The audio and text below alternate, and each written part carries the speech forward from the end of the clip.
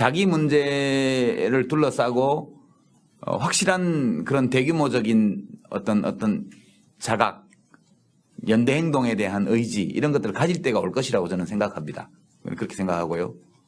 누가 해주지 않아도 저절로 될 것이다. 뭐 각자가 열심히 노력하기만 한다면 저절로 될 것이다 이렇게 생각을 합니다. 하고 이제 니네들이 집권하고 있을 때는 왜 이명박 대통령이 하는 것처럼 그렇게 국가정보원, 검찰, 국세청 이런 권력, 경찰청 이런 데를 써가지고 야당 의원 뒷조사하고 좀 뉴라이트 우익들 단속하고 그렇게 발본색원을 못했냐 그런 이제 말씀이신데 그건 올바른 게 아니죠. 그러니까 저는 민주주의의 요체는 이제 수단의 정당성에 있다고 보는 거죠. 그러니까 목적의 정당성은 누구나 다 자기가 지향하는 목적이 정당하다고 주장할 수 있습니다. 그러니까 근데 어떤 악한 세력도 악한 목적 누구나 볼 때 악한 목적을 내걸고 나쁜 짓을 하지는 않아요. 그 사람들이 안 받아들이니까. 그러니까 누구나 다 지향과 목적은 좋게 들리도록 한다고요. 근데 그 세력이 악의 세력인지 아닌지를 판별하는 기준은 아주 예외적인 경우에 지향성 자체만 봐도 알 수 있는 경우가 있지만 그렇지 않은 경우에 근데 경제 살리기 이런 게 일자리 만들기 이런 게 악한 목적이 아니잖아요. 그죠? 근데 뭐 외국인을 죽이자든가 그죠? 극우파들이 그러는 것처럼 이런 거는 목적 자체가 나쁘니까 알아보기 쉬워요.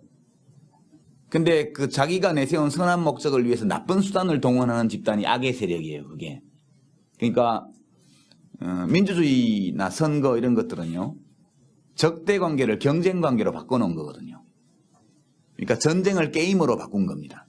옛날에는 정치 권력을 둘러싼 다툼이 한번 벌어지면 반드시 총칼로 피를 봤죠. 적대 세력에 대해서는 3족과 9족을 멸하고 그렇게 인류 역사에 늘 수만 년 동안 그렇게 해오던 게 이제 불과 200~300년 전부터 제한적인 수단, 헌법과 법률이 규정하고 있는 적법한 수단을 사용해서 경쟁하는 게임으로 바뀐 거거든요. 참여정부나 국민의 정부는 게임을 한 거죠. 그 경쟁자들을 적으로 보지 않았습니다. 적으로 보면 말살해야 되는데 그것이 아니고 우리들의 정치적 적대 진영도 이 민주공화국에서 시민권을 가지는 경쟁자로서 본 겁니다. 그리고 저쪽과 우리 쪽이 하는 이 경쟁이라는 것은 무한 반복되는 정치 게임으로 본 거죠. 그러니까 그것은 저는 권력 잡은 사람으로서는 당연히 그렇게 해야 된다고 생각을 하는 거죠. 만약 이명박 정부가 이제 계속 집권 기간 내내 이런 식으로 불법적인 수단을 써서 불법적인 수단까지 동원해서 정치적 적대 세력을 박해하거나 발본색원하려 하거나 이렇게 할 때 또 정권 교체가 되면 어떡할 거냐. 그럼 기분 같아서는 그대로 돌려주고 싶겠죠. 전임 정권에 대한 정치 보복도 하고 탁탁 털어서 조사해서 먼지라도 한 톨 나면 다 구속시키고 이렇게 하고 싶은 마음이 있겠죠. 그러나 계속 그렇게 한다면 이런 나쁜 일들이 끝이 없이 가는 거죠. 그러니까 경쟁자들이 악을 행한다고 해가지고 나도 악을 행하면 그러면 우리가 처음에 선을 행하려고 했던 그 의지는 어디로 가는 거죠? 그 무한 악순환에 빠지는 것이거든요. 그래서 저는 국민의 정부와 참여정부 때 대통령이 완벽하게 그렇게 했던 것은 아니지만 그래도 헌법과 법률이 규정한 권한 범위 안에서 적법한 수단을 써서 자기의 정치적 이상을 달성하려고 노력했던 거 이런 것들은 대한민국의 현재와 미래를 볼 때 매우 다행스러운 일이었고 좋은 일이었다. 다음에 혹시 야당이 다시 정권 탈환을 하더라도 지금 이명박 정부가 하는 것처럼 이렇게 국가기관, 헌법기관들을 장악해서 사유화하고 그렇게 해서 헌법과 법률의 취지에 어긋나게 권력을 운용하고 이런 행태를 보여서는 안 될 것이다. 저는 그렇게 생각합니다. 악의 악으로 대항하는 것은 좋은 것이 아니죠. 그렇게 생각합니다. 그렇게 말씀하시는 기분은 저도 이해를 하겠는데 그렇게 할 수는 없는 일이다. 그렇게 보죠. 만족하십니까? 답변을? 뻔히 알고 있는 얘기인데 사실은. 근데 왜 질문하셨어요? 제가 사실 더 드리고 싶었던 얘기는 왜 그렇게 많이 놨었냐라는 부분입니다. 네. 절반 정도만 놔도 우리나라 사람들이 느끼기에는 행복하다라고 느꼈을 텐데 너무 많이 놔서 그러진 않았나 싶은 생각입니다. 그때 다 놔버렸기 때문에 지금 이명박 대통령이 다시 장악한 것이 눈에 보이잖아요. 예. 그때 다 놨기 때문에 지금 다시 장악하고 있는 것이 눈에 보이지 않습니까? 그리고 다시 장악하려니까 힘이 들죠. 반쯤만 놨더라면 다 쥐는 게 쉬웠을 텐데 다 놔버렸기 때문에 지금 반 잡는 것도 굉장히 힘들죠. 그러니까 아마 이명박 대통령이나 그 대통령을 보좌하고 있는 분들 중에는 이런 얘기 할지 몰라요. 지난 좌파 정권 10년 동안 국민들 버릇 다 망쳐놨다. 이런 식으로 얘기할 겁니다. 아마 자기들끼리. 도대체 30살 먹은 백수 청년 하나 잡아넣는데 이렇게 나라가 시끄러우냐. 미네르바 뭐 박아무개 씨 같은 경우에. 그 자기들이 옛날에 집권하고 있을 때 그 정도 잡아가는 건 일도 아니었거든요. 그런데 말하자면 노무현 대통령을 저격하는 그림을 그린 사람을 놔뒀잖아요. 고발도 하지 않고 고소도 하지 않고 인지수사도 안 하고 놔줬지 않습니까? 그때 뭐 독립신문인가 어디 뭐 무슨 하여튼 이름을 잘 모르겠는데 우익신문에서 그 만평 낸 거를. 그랬기 때문에 지금 미네르바를 잡아넣는 것이 야만 행위로 보이는 거거든요. 예. 그렇습니다. 그러니까 이 세상에서 틀린 의견을 말했다고 해서 감옥에 잡아넣으면 언론의 자유가 있을 수가 없죠. 틀린 의견을 말하는 것에 대한 처방은 올바른 정보를 제공하는 게 처방이겠죠. 그런데 이 정부는 자기들이 보기에 틀린 정보를 말했다, 틀린 이야기를 했다고 해가지고 그것에서 올바른 정보를 제공해서 대응하는 것이 아니라 뭐 새벽에 집에 있는 데 가서 가족들 앞에서 기자들 잡아오고 뭐 길거리에서 PD들 납치하듯이 체포하고 이렇게 하고 있지 않습니까?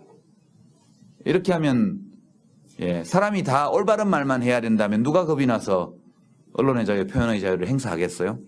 예, 그러니까 그는 뭐 예, 그 놓아버린 게 정권으로서는 단기적으로 손해였을지 모르겠으나 대한민국으로 볼 때는 예, 한 시기에 정부가 그렇게 손해볼 줄 뻔히 알면서도 권력기관을 놓아버린 것, 이런 것이 매우 잘한 일이다, 저는 그렇게 생각합니다.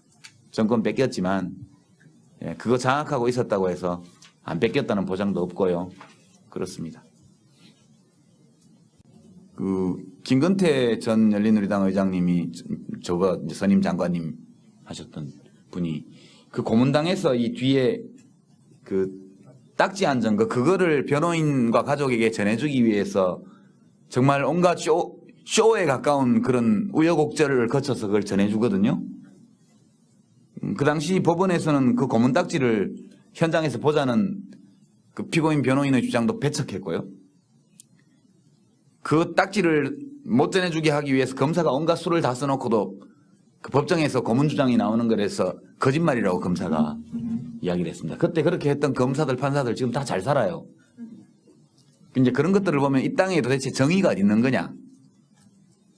죄 없는 납북됐다 갔다 온 어부들을 전부 간첩으로 조작하고 무슨 뭐 마타하리 어쩌고 했던 뭐 무슨 김수임 사건부터 해가지고 이중 간첩, 이수건 사건 다 조작이었잖아요. 그러니까 그 수많은 사람, 죄 없는 선량한 사람들을 간첩으로 만들어가지고 했던 그 사악한 일을 했던 사람들이 다 퇴직해서 지금 예, 연금 받아서 공무원 연금 받아서 잘 살고 있다고요. 그런 생각을 하면 우라가 치밀죠. 이 땅에 정의라는 것이 있느냐. 그렇지만 그래도 정의가 있는 것이 지금은 그런 일을 못 하잖아요. 그렇게 60일씩 70일씩 비밀 지하실에 불법 구금해놓고 고문해가지고 진술을 받아내고 검찰이 그런 걸 가지고 해서 기소하고 법원이 그걸 받아들여서 증거도 없이 유죄 판결을 내리고 이거를 이제는 못한다고요. 신영철 대법관 사태 같은 것들이 법원이라는 헌법기관을 장악해보려고 정치적으로 사유화해보려고 시도하다가 그 실패한 거 아닙니까? 반점 진행되다가. 지금은 옛날처럼 그렇게 되지를 않아요. 그래서 너무 대한민국의 현실에 대해서 비관할 거 없고요. 그래도 대한민국은 길거리 세워놓고 총 쏴서 죽이지는 않아요. 지금 동남아시아라든가 뭐 이런 서남아시아라든가 이런 데 비하면 여기는 굉장히 숨쉴만한 나라입니다. 얼마든지 여유를 가지고 예, 그 어떤 어떤 진보적이고 진취적인 어떤 선을 실현하기 위한 연대를 조직할 수 있고요. 지금 제가 볼 때는 오히려 국민들의 그런 의지 이런 것들이 부족해서 못하는 거지 탄압이 너무 심해가지고 그걸 못한다. 그건 전혀 아니거든요. 그래서 때되면 필요한 일들은 때되면 다 일어난다. 그렇게 생각을 하고 자기 주변에서 남들과 이제 연대를 이루어서 무엇인가 작은 일이라도 불합리한 것을 개선하고 이렇게 할 수 있는 쪽으로 노력해 나가고 그렇게 해가면서 그런 노력들이 전부 엮어져서 하나의 흐름을 형성하고 그럴 때가 오리라고 저는 생각해요. 미국도 부시 대통령이 저렇게 막 사람 잡아다가 막 물고문하고 이런 걸 다 허락해주고 그 정당화하던 나라였잖아요. 몇 년 전까지. 2년 전까지. 그동안 이제 그 끝에 오바마 대통령이 당선이 되어서 사회가 좀 정상화되지 않습니까? 그런 것처럼 우리도 이 시기가 일종의 열병에 걸린 시기다. 이렇게 볼 수도 있는 거기 때문에 너무 우리 현실에 대해서 비관적으로 볼 필요는 없다. 이렇게 생각합니다. 대한민국 괜찮잖아요. 이 정도면. 저는 그렇게 생각합니다. 여유를 가지고 그렇게. 제가 요점을 다시 좀 여쭤봐도 되겠습니다. 답을 잘못했다는 얘기죠. 그러니까 다른 물론 말씀하시는 부분에 대해서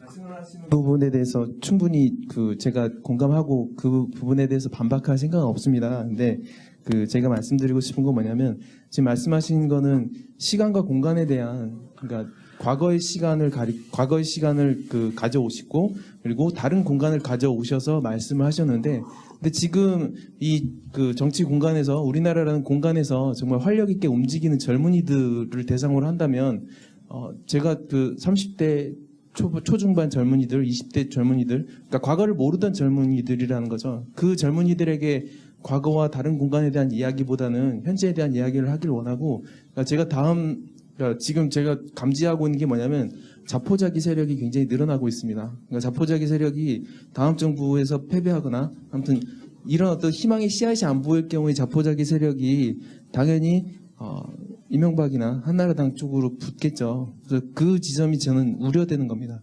그러니까 제가 지나치게 비관적으로 말씀드리는 것과 동시에 이제 유시민 선생님께서도 너무 낙관적으로 말씀하시는 게 아닌가 싶습니다. 저는 저 질문하신 분의 질문에 요점이 있다고 생각합니다. 지적에. 왜냐하면 저도 비슷한 생각을 했거든요. 그러니까 말씀하신 거는 이제 군사정권 시절과 비교하셨는데 지금은 군사정권 시절 겪지 않은 20대, 30대가 있거든요. 그분들한테 군사정권 시절 겪지 않은 경험을 생각해서 지금 괜찮다라고 말하면 위안이 잘 안 된다 이거죠. 그 비가 적절하든 적절하지 않든 겪지 아니, 못했기 때문에. 저는 오히려 거꾸로 생각하는데요. 지금 20, 30대들 안 겪어본 사람들은 별 문제 못 느끼고 있잖아요. 많은 사람들이. 아닙니다. 문제를 느끼는 사람도 많아요. 근데 제가 이제 예컨대 지난 대통령 선거를 전후한 시기에 여론조사표를 보면요. 20대하고 50대가 여론이 똑같아요. 뭐 보수화됐다고 하는 건 뭐. 아니, 20대하고 50대가 여론이 똑같습니다. 그 동향이. 그러니까 지금 40대들, 30대 후반들은 옛날에 그걸 겪어봐서 이 헌법 조항 하나하나가 얼마나 중요한지에 대해서 내 삶과 이것이 어떻게 연관되어 있냐에 대해서 체험적으로 많이 알고 있죠. 근데 20대들은 실제로 그냥 지금 1980년대 말 이후에 출생자이기 때문에 절대 빈곤도 잘 모르고요. 그리고 굉장히 나름으로 개성 있게 그리고 자유롭게 자란 세대거든요. 지금 어려움은 뭐 취직이 좀 어렵다는 그 하나 빼고 나면 당군 할아버지 이래로 이렇게 행복했던 세대가 없습니다. 지금 20대들만큼. 근데 현실 지금 잘못하고 계신 거예요. 당군이라는 행복한 시절이 없다고. 지금 이라크에 파병된 미군들보다 대한민국에서 자살하는 사람들이 매일 더 많아요. 그렇죠. 예. 이게 정상인. 근데 그렇게 문제를 끌고 가지 마시고 우선 이 문제부터 얘기를 하면은 그러니까 20대 30대들이 지금 상황에 대해서 큰 위기의식을 느끼냐면 저는 그렇지 않다고 생각해요. 제가 보는 바로는 그 욕 좀 하고 인터넷에 댓글 좀 달고 그리고 그냥 지나간다고요. 지금 20대들 20대 중후반 이후에 그 30대 초반까지의 유권자들 사이에서 어떤 사회적 연대나 이런 거를 대중적으로 발견할 수 있냐면 발견하지 못해요. 저는 그렇게 봅니다. 그러니까 이 세대는 무언가 자기 문제를 자각해 할 때에만 일어서게 돼 있습니다. 그분들이 그 세대가 무엇인가를 자각하고 스스로 연대를 조직하려고 나서기 전까지는 누구도 그걸 대신해 줄 수가 없어요. 저는 그렇게 봅니다. 그래서 그건 뭐 그렇게 해서 또 보수 정권이 연장된다? 그러면 또 그렇게 가야 맞는 거죠. 왜냐하면 국민이 주권자니까.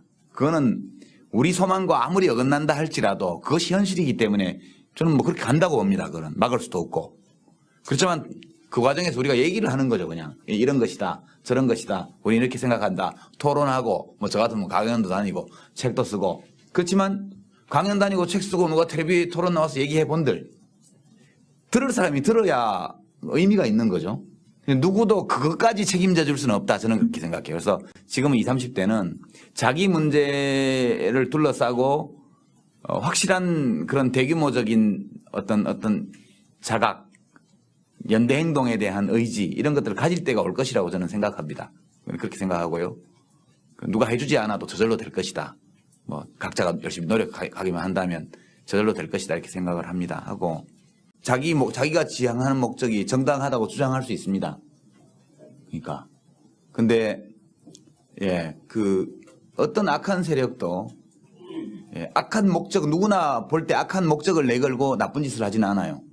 그 사람들이 안 받아들이니까.